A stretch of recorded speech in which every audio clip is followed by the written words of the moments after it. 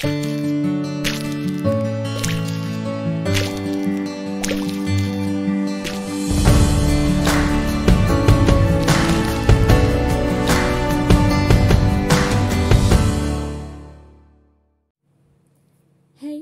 comment ça va?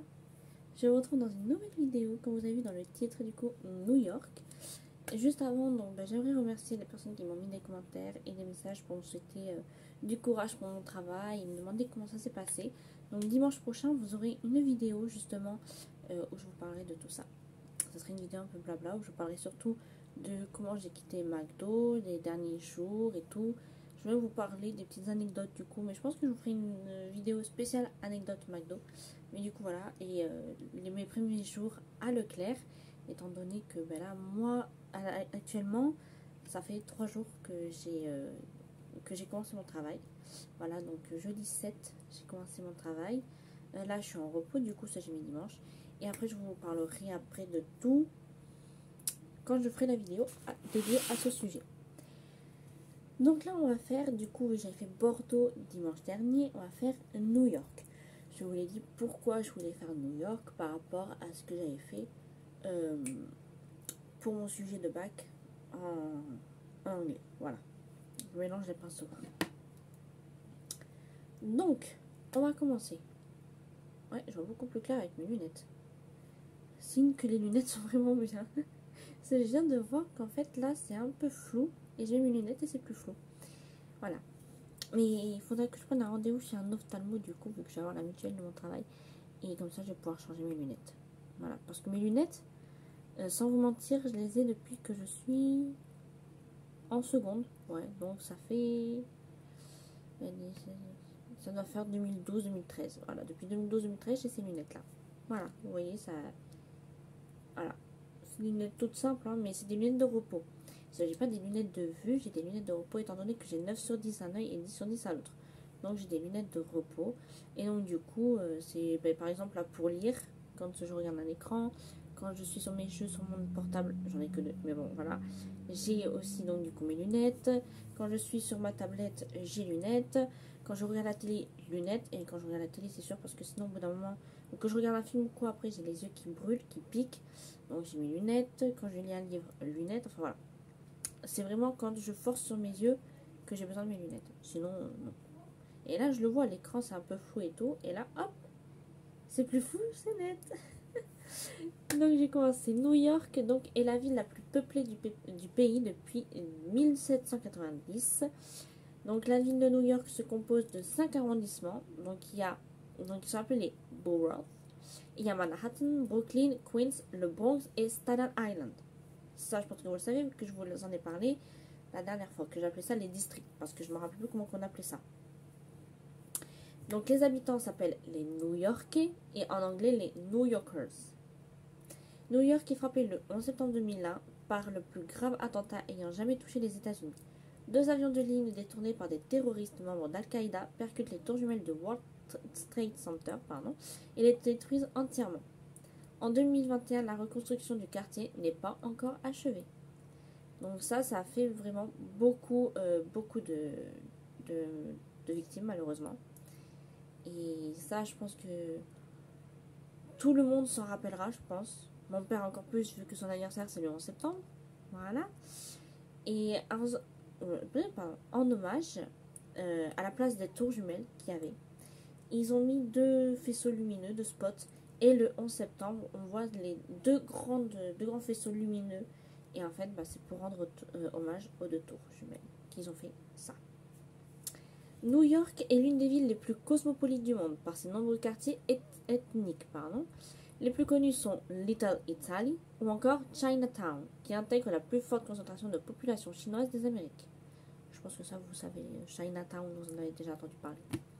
Le 17 avril 1524, le navigateur Giovanni de Verrazzano, missionné par le roi de France François Ier, découvre la baie de New York, qu'il baptise la baie Sainte-Marguerite en hommage à la sœur de François Ier. Et il nomme la terre située dans la baie et aux abords du fleuve la Nouvelle-Angoulême. Voilà, donc c'est des Français qui ont découvert l'Amérique. Enfin, les États-Unis. Voilà, surtout New York. En gros, les États-Unis, c'est surtout Christophe Colomb en 1492 qui appelait ça quand il a vu les Indiens, donc les Chiennes et tout, genre voilà, il les appelait les Indiens parce que lui il se croyait en Inde. Alors pas du tout, mais bon. Désolée, je remets tout ça en place. Le haut surtout. Hein. En 1609, la compagnie néerlandaise des Indes orientales engage l'explorateur anglais Henry Hudson pour tenter de découvrir à son tour une nouvelle route maritime vers les Indes orientales. Il entre dans la baie de New York et remonte le fleuve qui porte aujourd'hui son nom, le nommant à l'époque Mauritius en l'honneur de Maurice de Nassau. En 1624, la région devient officiellement une possession néerlandaise sous l'égide de la Compagnie des Indes orientales. 30 familles protestantes, parmi lesquelles les protestants français, Huguenots et Wallons, s'installent au sud de Manhattan, formant la colonie de la Nouvelle-Amsterdam. Ça, je vous en ai parlé, que ça s'appelait la Nouvelle-Amsterdam, non? Ça, vous savez encore. En 1664, les Anglais conquirent la Nouvelle-Amsterdam qui est rebaptisée New York en l'honneur de Jacques, duc d'York et frère du roi Charles II. Voilà, du roi Charles II. Donc ça, je vous en avais parlé pourquoi ça s'appelait New York en hommage du duc d'York. L'anglicanisme devient la religion officielle de la colonie en 1698. Et juste avant, si je ne me trompe pas, le père de la reine Elisabeth était aussi nommé duc de York avant de passer le roi d'Angleterre. Et donc je pense qu'à mon avis, ils doivent être de la famille de Charles II et tout. Je pense. Je ne suis pas sûre. Donc je ne m'avance pas quand je vous parlerai. De toute façon, je vous ferai une vidéo sur la famille royale britannique, vu qu'avec ma mère on l'adore. Donc quand je ferai une vidéo dessus, j'essaierai de revenir là-dessus pour voir et pour vérifier si c'est de la même famille. Donc la ville resta aux mains des Britanniques jusqu'en 1783, date de la fin de la guerre d'indépendance. En 1789, le premier président des États-Unis, George Washington, prêta serment sur la Bible au balcon du Federal Hall National Memorial dans le sud de Manhattan. New York n'est pas très éloignée de la mer, mais celle-ci se trouve à l'est, alors que les vents modérateurs dominants viennent plutôt de l'ouest. De ce fait, l'océan n'a aucune influence sur le climat de New York. C'est la raison pour laquelle le climat de New York est très chaud et humide l'été et parfois très froid en hiver, bien que des températures de 24 degrés aient déjà été observées en plein hiver. Donc voilà, eux ils sont pas comme par exemple on va dire Arcachon, Bordeaux et tout, où là par contre oui. Nous, les températures, le climat est joué par la mer. Je sais, attendez, que j'ai pas de bêtises. C'est l'océan qu'on a. Oui, c'est la mer Méditerranée, alors maintenant c'est l'océan. Mais nous, c'est pas, voilà. On n'est pas genre. Le climat n'est pas.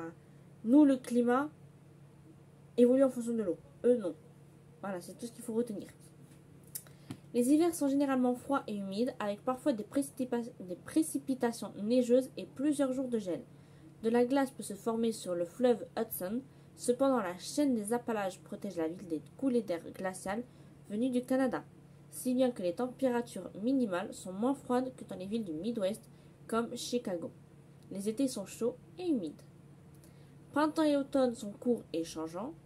Avant l'hiver, New York peut connaître quelques jours de chaleur appelés été indien. Ça, à la télé, on en entend parler des étés indiens. La ville de New York a déjà enregistré 42 degrés à l'aéroport LaGuardia de New York le 3 juillet 1966 et une température de moins 26,1 degrés le 9 février 1934 à Central Park, constituant les records de température connus à New York. À la station météorologique de Central Park, le record de chaleur est de 41,1 degrés le 9 juillet 1936. Vous voyez, ils ont eu la température la plus basse a été moins 26,1 degrés et la plus chaude, 42. Le 22 juillet 2011, une température de 42,2 degrés a été enregistrée à l'aéroport international Liberty de Newark. New York bénéficie d'un ensoleillement élevé de 2535 heures en moyenne par an. Selon l'American Community Survey en 2017, 51,14% de la population âgée de plus de 5 ans déclare parler seulement l'anglais à la maison. 24,26% déclarent parler l'espagnol, 6,59% une langue chinoise, 2,31% le russe, 1,54% le bengali, 1,18% le créole haïtien, 1,10% le yiddish, 1,4% le français, 0,91% une langue nigéro-congolaise, 0,85% le coréen, 0,84% l'italien, 0,84% également l'arabe, 0,61% l'ourdou, 0,61% aussi le tagalog, je ne sais même pas ce que c'est, 0,58% l'hébreu, 0,55% le polonais et 4,99% une autre langue. Ça en fait beaucoup. Mais bon, le plus, vous voyez que c'est surtout l'anglais. L'anglais, l'espagnol et... ouais, juste l'anglais et l'espagnol. Qui sont les langues les plus parlées. Le christianisme, par contre, donc 59%, et plus particulièrement le catholicisme, 33%, était en 2014 la religion la plus pratiquée à New York, suivie par le judaïsme avec plus d'1 million de juifs dont la moitié résidant à Brooklyn. L'islam vient en troisième position avec près d'1 million d'adeptes, suivis par l'hindouisme et le bouddhisme ainsi que par une variété d'autres religions. La plupart des catholiques relèvent de l'archidiocèse de New York, dont la cathédrale est Saint-Patrick. En revanche, ceux de Brooklyn et du Queens relèvent du diocèse de Brooklyn. Plus de la moitié des protestants new-yorkais sont en fait des évangéliques. De nombreuses églises orthodoxes ont été construites à New York par des populations originaires du bloc de l'Est ayant fui les persécutions soviétiques. La première présence juive à New York date de septembre 1654. En 1902, ouvre la première synagogue romano-américaine. Les trois principales mosquées de New York sont celles du Centre culturel islamique, puis Azradi Abu Bakr Siddiq, pardon si je dis mal, et Masjid Malcolm Shabazz. En septembre 2015, la mairie de la ville inaugure la mise en place d'un jour de congé dans les écoles à l'occasion des fêtes musulmanes. Pour les plus hauts gratte-ciel de la ville, il y a au total 5 937 gratte-ciel, dont 550 structures achevées d'au moins 100 mètres de haut, deuxième au monde après Hong Kong, 50 buildings d'au moins 200 mètres et 6 buildings égaux ou supérieurs à 300 mètres. Par comparaison, il y a en Europe 20 gratte-ciel égaux ou supérieurs à 200 mètres et un seul dépassant les 300 mètres. À la différence du reste de l'État, les 5 comtés de la ville de New York ne disposent pas tous de tribunaux. Il existe en effet un unique tribunal civil, un tribunal pénal pour chaque arrondissement, qui traite les délits mineurs et les violences domestiques conjointement avec le tribunal des affaires familiales. Bien sûr, il y a des acteurs originaires de New York. Donc il y a également Robert De Niro, Al Pacino, Sylvester Stallone, ce qui est pour les hommes. Pour les femmes, il y a Anna Thaoué, Fran Drescher, Sarah Michelle Gellar, Scarlett Johansson ou encore Jennifer Aniston. La ville de New York est aussi jumelée avec des villes, dont elle en a 12. Donc ça s'appelle les Sister Cities. Donc elle est jumelée depuis 1960 avec Tokyo au Japon, depuis 1980 avec Pékin en Chine. Ils ont surtout, on dirait, les cathédrales. Les cathédrales. Tiffany, va dormir. Les capitales, pardon. Nous, on avait des villes autres. Et eux, ils ont surtout les capitales. Bon, nous, on a Québec, ceci dit, au Canada, alors je suis contente.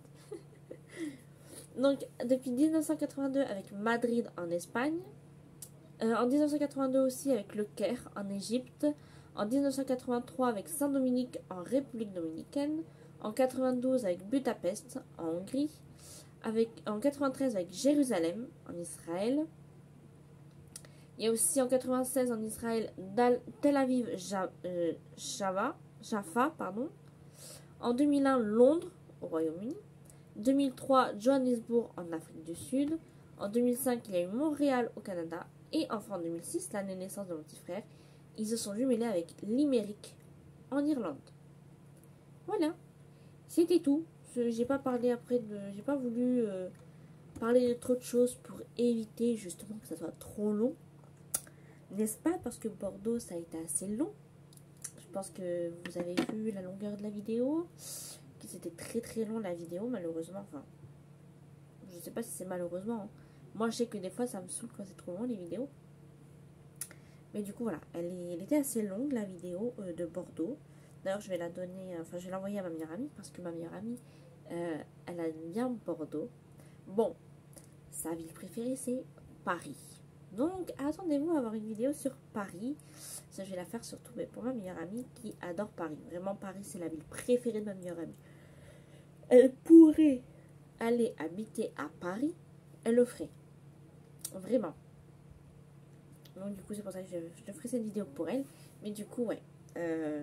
Donc, j'espère que cette petite vidéo, qui est vraiment petite par rapport à celle de Bordeaux, vous a plu. Je vous souhaite un bon dimanche et je vous dis à dimanche prochain pour une nouvelle vidéo. Ciao!